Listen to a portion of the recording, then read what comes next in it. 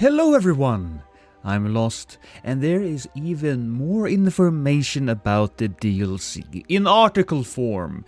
This is an article written by Eurogamer, and it's an interview with Miyazaki where he details a lot of different things that is in the DLC. So without further ado, let's just dig straight into that.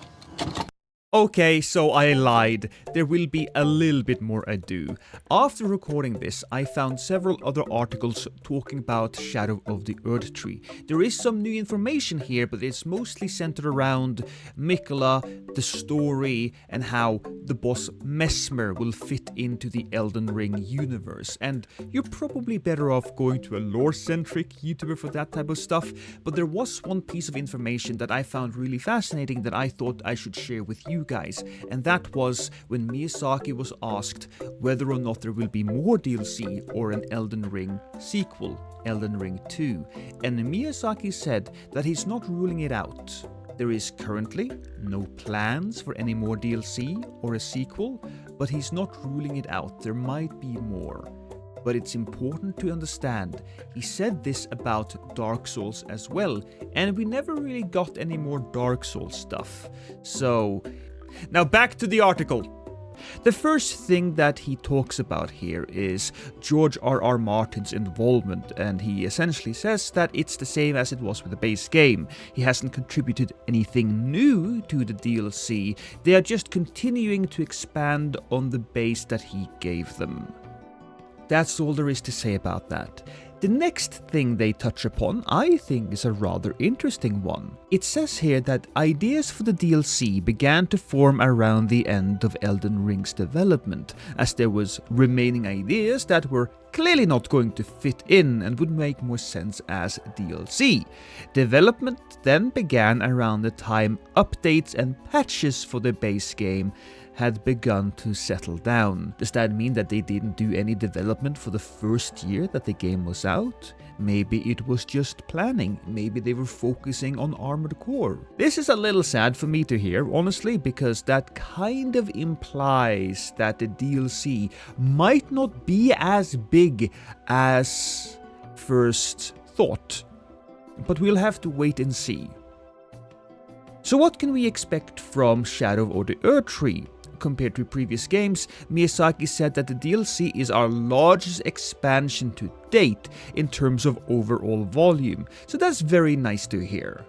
It takes place in a brand new area of a brand new map, which includes similar structures to the original game: fields, areas, legacy dungeons, and other dungeons of varying scales. In terms of pure surface area, you could think of something larger even than Limgrave in the base game.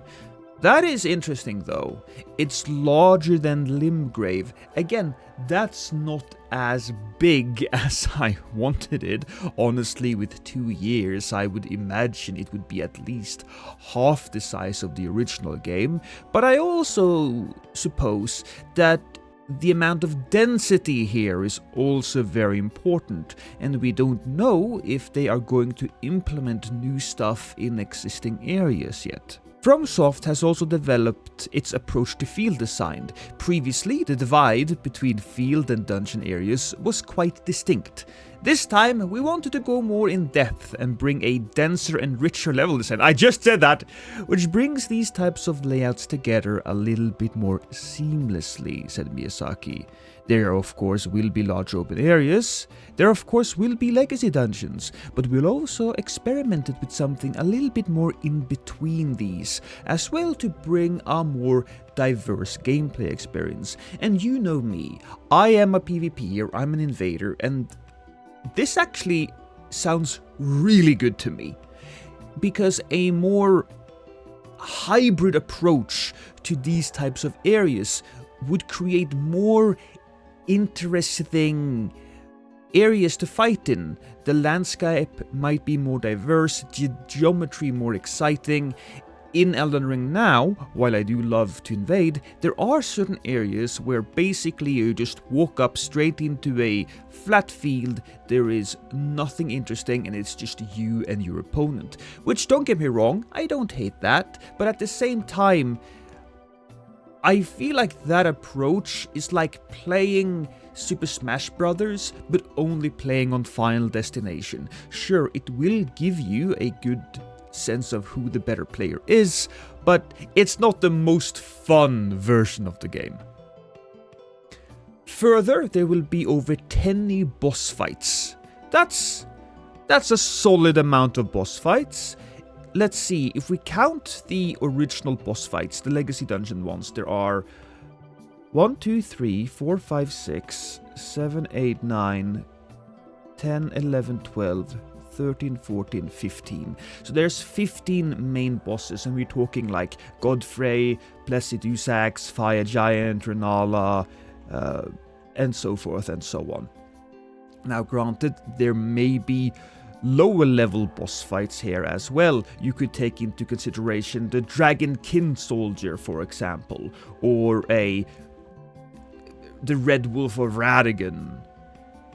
So we don't quite know what that means, but that is a solid amount of new bosses, which does kind of go against the fact that the DLC isn't as big as I hoped it would be. That does kind of indicate that the DLC would be a little larger, though it might just be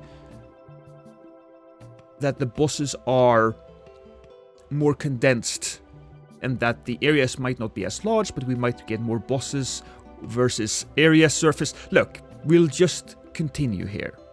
Another really cool thing that I just see is plus plenty of new weapons, equipment and skills to find, and 8 new weapon categories have been added to account for new weapon types.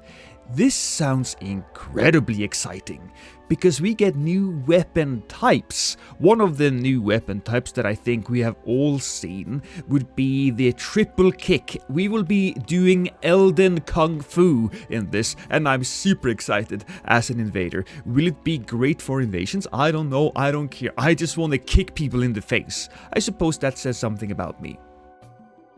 Continuing on, expansions for previous FromSoft games are notorious for upping the difficulty, Bloodborne's The Old Hunters especially. Miyazaki stated Shadow of the Erdtree will be on a similar footing to the endgame of Elden Ring. Alright, so we probably should be at level 100 to 150, 125, around there when you start the DLC. Probably some of the areas will be a little easier for you, but if we are getting access to the DLC after beating Moog, then yeah, we might even be level 70 or 60 maybe, depending. We wanted to provide these challenging encounters and these menacing threats, and in order to do that, we wanted to give the player a lot of freedom of approach, he said.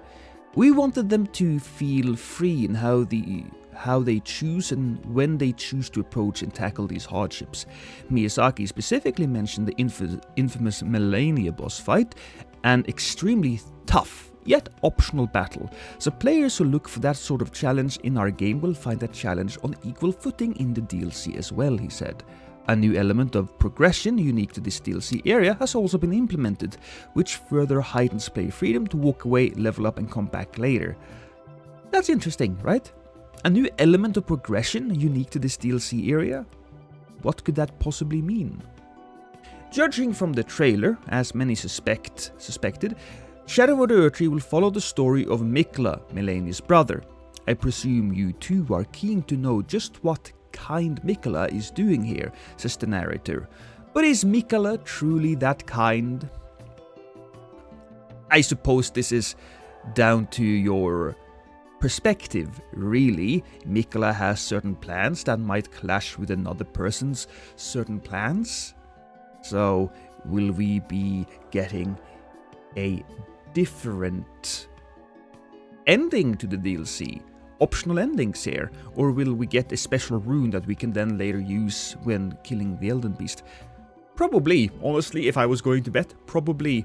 Maybe some kind of Rykard rune. I think that would be cool. There's also mention of the Realm of Shadow accessed through a withered arm, perhaps hinting at the new area we'll be exploring.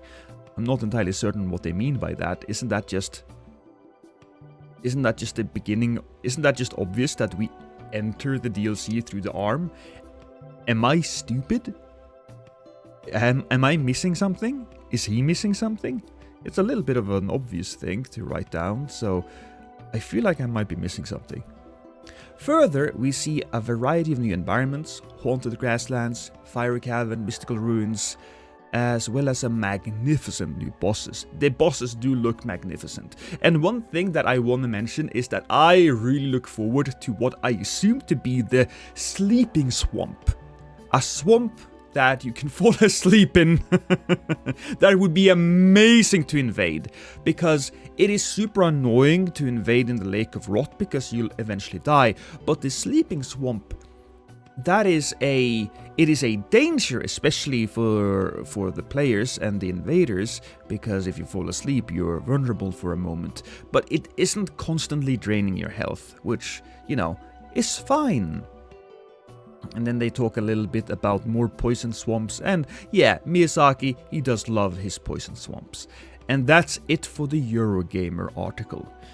It was a quick video, you guys. I hope you liked it, and I'll see you tomorrow.